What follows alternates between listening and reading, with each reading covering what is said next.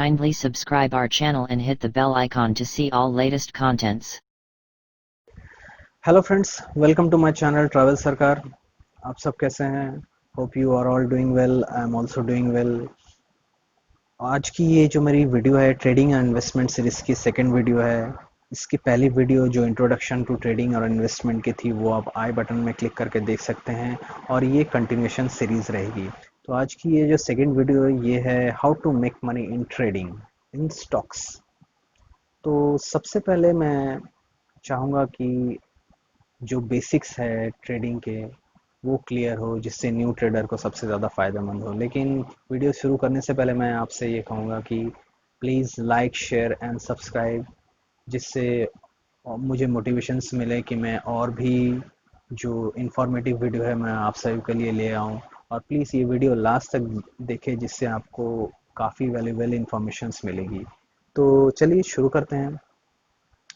तो cash market trading में सबसे पहले तो मैं ये चाहूँगा कि जो न्यू ट्रेडर्स हैं उनके लिए ये बेसिक्स से हो, उनका पहले बेसिक्स क्लियर हो, उसके बाद आप धीरे धीरे करके आगे बढ़े। क्योंकि सबसे पहले जो होता है कि अप्रोच ही गलत हो जाता है शुरू में। क्योंकि मोस्टली सबका अप्रोच जो है ट्रेडिंग को लेके वो बिजनेस होना चाहिए, लेकिन उसका उलट होता है गैम्बलिंग। सभी यहाँ सबसे पहले पार्ट टाइम ट्रेडिंग के लिए उतरते हैं और एज ए गैम्बलिंग लेते हैं और फिर कैपिटल उनका वाइप आउट हो जाता है। तो प्लीज़ मैं ये कहूँगा कि आप इसको बिजनेस की तरह ले, क्योंकि trading is just like another business. इसका भी एक प्रॉफिट एंड लॉस है, इसमें भी इसके रूल्स है, डिसिप्लिन्स है, मेथड है। वो सभी चीज़ों को आपको फॉलो करने पड़ेंगे, चाहे आप फुल टाइम ट्रेडर हो या फिर पार्ट टाइम ट्रेडर हो। तो बी रिमेंबर दैट। तो अब जो कैश मार्केट ट्रेडिंग है वो दो तरीके से होता है। सबसे पहले तो उसका एक है कि एक इंट्राडे ट्रेडिंग, दूसरा है पोजिशनल ट्रेडिंग। अब इंट्राडे ट्रेडिंग जो है उसमें काफ़ी लो इन्वेस्टमेंट होता है और उसका रिटर्न भी हाई होता है, लेकिन उसमें रिस्क भी ज़्यादा होता है। तो जो भी न्यू बिगनर्स हैं उनको तो मैं रिकमेंड करूँगा कि सबसे पहले आप इंट्राडे ट्रेडर पर अपना फोकस, एनर्जी और अपना टाइम उस पर ज़ाया ना करें। इसमें मोस्टली जो भी शुरू में आते हैं वो सब इंट्राडे ट्रेडिंग में ही कूद जाते हैं, फिर उनका कैपिटल वाइप आउट होता है और 50% फेलियर उसी में हो जाते हैं और उसमें से मैक्सिमम वापस भी नहीं आते। तो ये बहुत बड़ा एक साइकोलॉजिकल, एक सिर्फ कैपिटल लॉस नहीं, एक एक साइकोलॉजिकली लॉस होता है, जिसके कारण से लोग डर जाते हैं और एक गलत परसेप्शन बना लेते हैं स्टॉक मार्केट ट्रेडिंग को लेकर। तो उसीलिए कि मैं कहूँगा कि सबसे पहले आप पोजिशनल ट्रेडिंग पर फोकस करें। इस ट्रेडिंग एज ए बिजनेस को भी आप दूसरे बिजनेस को जैसे स्टेबल होने में 1-2 साल टाइम लगता है, इसमें भी आप शुरू में 1-1.5 साल इसमें वक्त दें, इसके नो हाउ सीखे समझे, उसके बाद धीरे धीरे आप आगे बढ़े brick by brick. Intraday trading भी आप कर सकते हैं, लेकिन उसका जो रिस्क मैनेजमेंट है वो अलग होता है। उसके लिए भी मैं आगे वीडियोस क्रिएट करूँगा, जिससे आपको काफ़ी जानकारी मिले उसके बारे में भी। अब इंट्राडे ट्रेडिंग और पोजिशनल ट्रेडिंग में सबसे बड़ा डिफरेंस ये है कि इंट्राडे ट्रेडिंग में जैसे कि आप बाई और सेल दोनों कर सकते हैं। मतलब अगर आप बुलिश पोजीशन चाहते हैं, मतलब लॉन्ग पोजीशन जिसको कहते हैं कि पहले आप बाई करेंगे फिर सेल करेंगे, तो ये हो गया आपका लॉन्ग पोजीशन, मतलब आप मार्केट को लेके बुलिश हैं। और दूसरा दूसरा हो गया इंट्राडे में ही शॉर्ट पोजीशन, मतलब आप मार्केट को लेके बेयरिश हैं, मंदी में हैं आप, पहले आप उसमें सेल करेंगे फिर बाई करेंगे, जो कि शॉर्ट पोजीशन होता है। लेकिन एक चीज़ है, अगर आप इंट्राडे में शॉर्ट पोजीशंस क्रिएट करते हैं तो आपको वो सेम डे में क्लोज करना होता है। तो ये एक बहुत बड़ा रिस्क फैक्टर हो जाता है, जो कि उतना आसान नहीं होता है। उसके रिस्क मैनेजमेंट टूल अलग होते हैं, उस पोजीशन को मैनेज करना आसान नहीं होता है। तो इस पर तो आप, इसीलिए मैं कह रहा हूँ कि इंट्राडे पोजीशन स्टार्टिंग में फोकस नहीं करनी चाहिए, आपको पोजिशनल ट्रेडिंग में जाना चाहिए। इंट्राडे ट्रेडिंग अपने आप में ही एक अलग तरह से आपको ट्रेन होना पड़ेगा उसमें, उसके बाद ही आप इंट्राडे ट्रेडिंग में जा सकते हैं। वो एक आखिरी एक कह सकते हैं कि आखिरी स्टॉपेज है आपका ट्रेडिंग जर्नी की। तो मैं यही कहूँगा कि पोजिशनल ट्रेडिंग में आप शुरू में प्रैक्टिस करें उस पर। ये भी एक बिजनेस की तरह ही, इसको नॉर्मल बिजनेस के जैसे स्टेबल होने में 1-2 ईयर्स लगता है, इसमें भी आपको कम से कम नहीं हो तो 1 साल समय दे, चीज़ों को सीखे समझे, उसके बाद ही आप धीरे धीरे आगे बढ़े। तो अब पोजिशनल ट्रेडिंग में देखते हैं कि इसमें क्या क्या इम्पोर्टेंट चीज़ें हैं। ठीक है, हम लोग यहाँ स्लाइड में देखते हैं।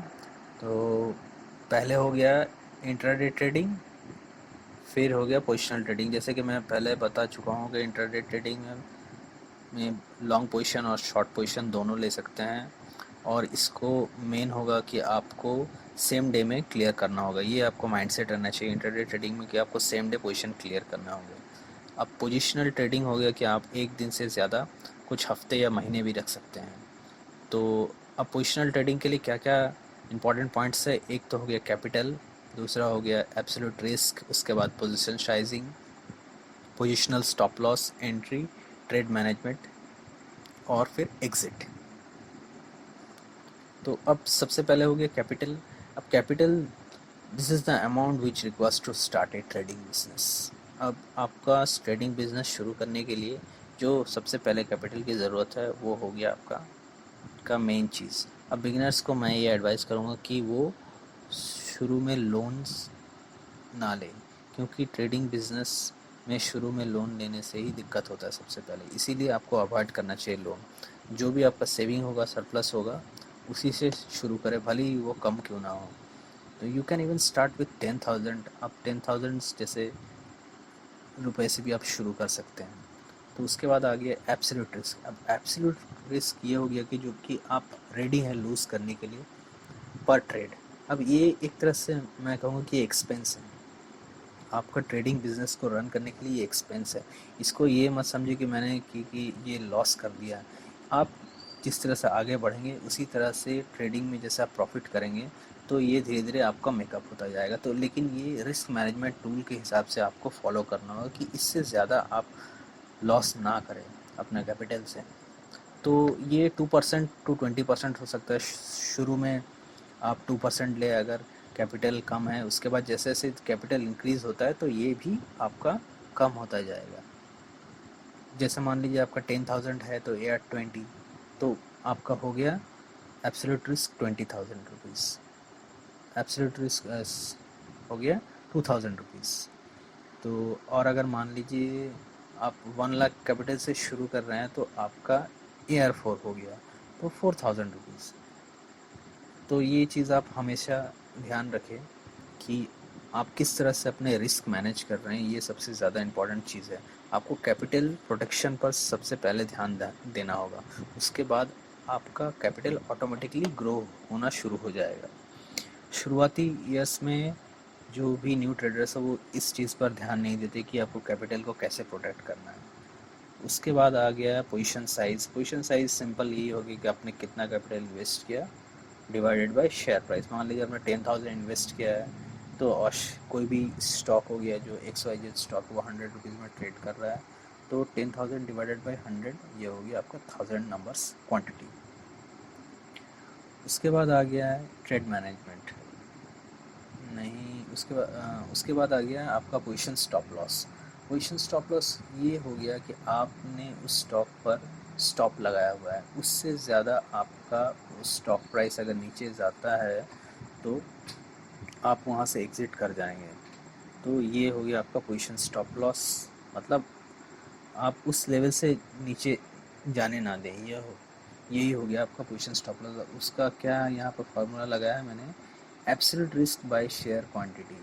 अब एब्सोल्यूट रिस्क हो गया, एब्सोल्यूट रिस्क आपने जैसे मान लीजिए 10,000 कैपिटल पर 20% लिया है तो वो 2,000 रुपीज़ हो गया। और पोजीशन साइज़ हम लोग पहले ही निकाल चुके हैं कि वो आपका capital invested bye share price हो गया आपका 100 नंबर्स। तो इसी हिसाब से एब्सोल्यूट रिस्क बाय जो पोजीशन साइज हो गया 2000 बाय 100 हो गया 20 रुपीज़। तो आपका पोजीशन स्टॉप लॉस जो है वो 20 रुपीज़ निकल गया है। तो मतलब आपका जो स्टॉक प्राइस है आपने 100 रुपीज़ में परचेज़ किया है, तो 100 माइनस PSL 20 रुपीज़, वो हो गया 80 रुपीज़, तो आपका पोजीशन स्टॉप लॉस हो गया 80 रुपीज़। तो इससे नीचे आपका जो स्टॉक प्राइस है वो नीचे ना जाए, वो आपको ध्यान में रखना होगा। तो आपने स्टॉप लॉस 80 पुट कर दिया, तो मतलब उससे ज़्यादा आपका लॉस होगा नहीं। तो उसके बाद आपने एंट्री किया है। अब एंट्री जो है आप different technical tool stock chart देख के आप एंट्री करेंगे और उस हिसाब से आप टारगेट भी सेट कर सकते हैं।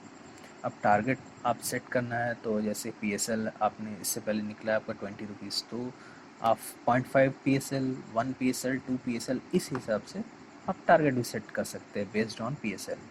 तो अगर 0.5 PSL हुआ तो 10 रुपीज़ टारगेट, तो 100 प्लस 10, 110 रुपीज़ आपका टारगेट हुआ। और 1 PSL हुआ तो 1 इंटू 20 रुपीज़ PSL, तो 120 आपका टारगेट हुआ। तो उसके बाद आप ट्रेड मैनेजमेंट शुरू कर देंगे। तो आप अपने स्टॉक को मॉनिटर करेंगे। ट्रेड मैनेजमेंट का मतलब ये हो कि आप अपने स्टॉक को रेगुलर मॉनिटर कर रहे हैं, उसमें कुछ न्यूज़ आ रहा है या वॉलेटिलिटी कैसे है, सेक्टर परफॉर्मेंस कैसा है, ट्रेंड कैसा है मार्केट का, ये सारी चीज़ें आप ध्यान रख रहे हैं। इसके बेसिस पर ही आप एग्जिट डिसीजन लें, या आपको 0.5 PSL में निकलना है या 1 PSL में निकलना है, या आपका स्टॉप लॉस हिट करना है। तो ये सारी चीज़ें आप अगर फॉलो करते रहेंगे तो आपका पोजिशनल ट्रेडिंग धीरे धीरे सक्सेसफुल ज़रूर होगा।